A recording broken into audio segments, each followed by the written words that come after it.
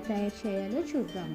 ముందుగా ఒక mixing bowl తీసుకొని అందులో 1 గ్లాస్ గోధుమ పిండి, సాల్ట్, అలాగే 2 to 3 స్పూన్స్ ఆయిల్ని తీసుకుంటాము. మనం ఆయిల్ తీసుకోవడం వల్ల మనకు పూరీలు అనేది బాగా సాఫ్ట్గా వస్తుందండి.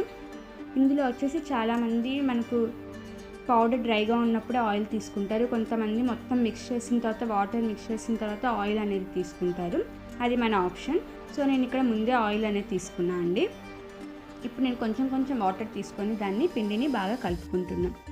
కానీ మనకి ఇక్కడ పిండి వచ్చేసి మనం బాగా గట్టిగా తడుపుకుంటామండి.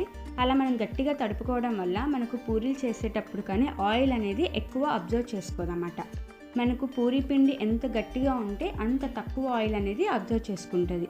మనకు కొంచెం మెత్తగా అయినా సరే మనకు పూరీ అనేది చక్కగా వస్తుంది, బట్ ఆయిల్ అనేది ఎక్కువ తీసుకుంటుంది. అందుకోసం నేను ఇక్కడ గట్టిగా తడుపుకుంటున్నాను. అలాగే ఇందులో నేను 1 స్పూన్ అంటే 1 గ్లాస్కి 1 స్పూన్ శనగపిండిని తీసుకుంటున్నాను అండి. అలా మనం శనగపిండి తీసుకోవడం వల్ల మనకు పూరీలు అనేది మంచిగా గోల్డెన్ కలర్లోకి వచ్చేస్తాయి అన్నమాట. సో చూసారు కదా, మనం బాగా వాటిని కలిపేసుకుందాము. చాలామంది మనకు లంచ్ బాక్స్కి చపాతీనే ప్రిఫర్ చేస్తారు. అందుకోసం అలాంటి టైంలో మనము ఇలా గోధుమ పిండితో డిఫరెంట్గా చేసామంటే వాళ్ళకి కానీ ఇష్టంగా తీసుకుంటారు. సో రోజు చపాతీనే కాకుండా ఇలా ఒకరోజు చపాతీ ఒకరోజు పూరి అలా డిఫరెంట్గా చేసామంటే వాళ్ళకు లంచ్లో తినడానికి కానీ చాలా ఇంట్రెస్ట్గా ఉంటుంది. సో చూసేసారు కదా, మనం బాగా గట్టిగా తడుపుకుందాము. అలా గట్టిగా తడుపుకున్నాక ఒక 10 నిమిషాలు పక్కకు పెట్టేద్దాము. అలా 10 నిమిషాలు అయిన తర్వాత మరి ఒకసారి 2 to 3 మినిట్స్ దీనిని మనం బాగా మిక్స్ చేసుకుందాము. అలా ఎప్పుడైనా సరే మనం పక్కకు పెట్టిన తర్వాత ఒక 2 to 3 మినిట్స్ అనేది పిండిని బాగా కలుపుకున్నామంటే మనకు పూరీలు అనేది బాగా సాఫ్ట్గా వస్తాయండి. సో అందుకోసం మనం మళ్ళీ ఒక్కసారి మిక్స్ చేసుకుంటాం అన్నమాట. మనకు గోధుమ పిండిలో ఫైబర్ అనేది ఎక్కువగా ఉంటుందండి. సో మనం గోధుమ పిండికి మన డైట్ ఫాలో అయ్యేటప్పుడు ఇది బాగా యూజ్ అవుతుంది. సో డైట్ ఎక్కువ చేసే వాళ్ళు మాత్రం గోధుమ పిండిని కంపల్సరీగా తీసుకుంటారు. మన డైట్లో కానీ ఇది బాగా హెల్ప్ అవుతుందండి. సో చూసారు కదా, నేను ఇప్పుడు దానిని రోల్ చేసుకొని చిన్న పీసెస్గా కట్ చేసుకుంటున్నాను.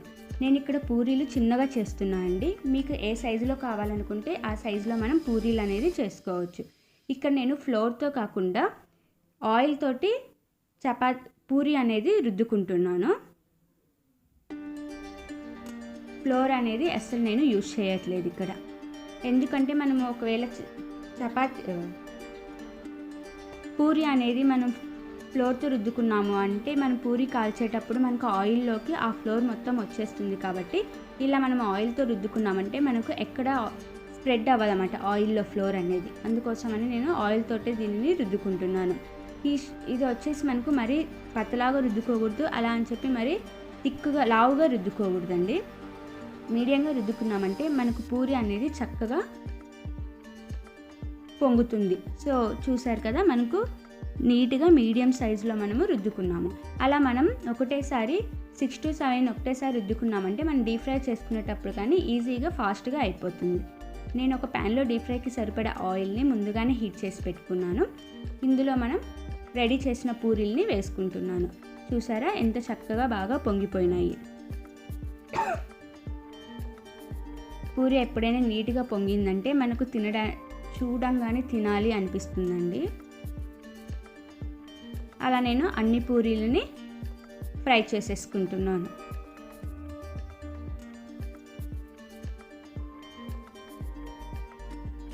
చూసారు కదా, మనకు ఫైనల్గా గోధుమ పిండి పూరీలు చాలా ఈజీగా రెడీ అయిపోయాయి.